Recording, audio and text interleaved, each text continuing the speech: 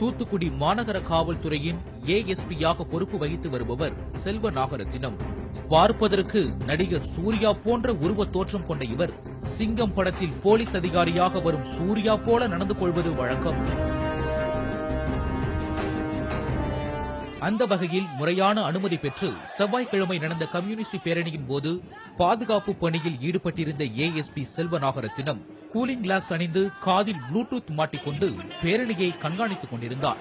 பேரணியை பெண்கள் பலர் வேடிக்கை பார்த்துக் கொண்டிருந்தனர். அப்போது தொண்டர் படையைச் சேர்ந்த சிலர் தங்கள் பேரணியில் நடந்து செல்வதை செல்ஃபி எடுத்துக்கொண்டே சென்றனர். உடனடியாக அவர்களில் சிலரை வேகமாக செல்லுங்கள் என்று மிரட்டி தள்ளியதால் அங்கு சலசலப்பு ஏற்பட்டது.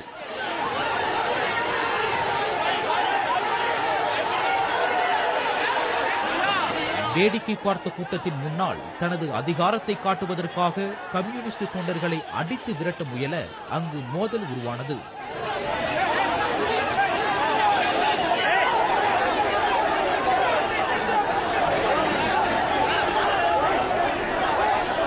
உடனடியாக அருகில் அடுக்கி வைக்கப்பட்டிருந்த விறகு கட்டைகளை எடுத்து தொண்டர் படையினர் மீது தாக்குதல் நடத்த செல்வ நாகரத்தினம் உத்தரவிட்டதாக கூறப்படுகிறது.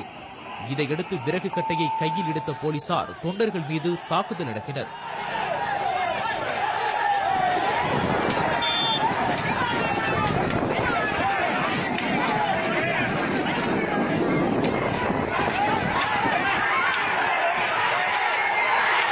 இதனால் ஆத்திரமடைந்த கம்யூனிஸ்ட் தொண்டர்கள் போலீசாரின் கையில் இருந்த விறகு கட்டையை மடக்கி பிடித்து பறித்து எதிர்த்தாக்குதல் நடத்தினர். இதை சற்றும் எதிர்பார்க்காத ஏஎஸ்பி செல்வ நாகரத்தினம் தலைமையிலான போலீசார் விட்டால் போதும் என்று தெருவுக்குள் இறங்கி ஓட்டம் பிடித்தனர். ஏராளமான தொண்டர்கள் கையில் விறகு கட்டையுடன் போலீசாரை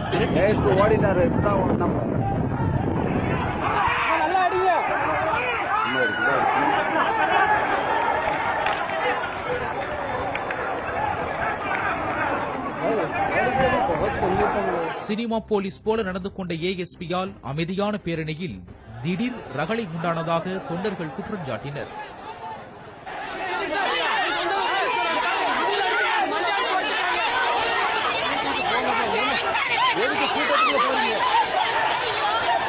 இந்த சம்பவம் குறித்து தகவல் அறிந்து வந்த காவல் கண்காணிப்பாளர் மகேந்திரன் சமாதானப்படுத்தியதால் கம்யூனிஸ்ட் தொண்டர்கள் அமைதியானார்கள். சினிமா நடிகர்களைப் போல போலீசார் நிஜ வாழ்வில் நடந்தால் என்ன மாதிரியான விபரீதம் நிகழும் என்பதற்கு இந்த சம்பவம் ஒரு உதாரணம். பாலிமர் செய்திகளுக்காக தூத்துக்குடி செய்தியாளர் விமல்ராஜ் மற்றும் வேல்ராஜ்.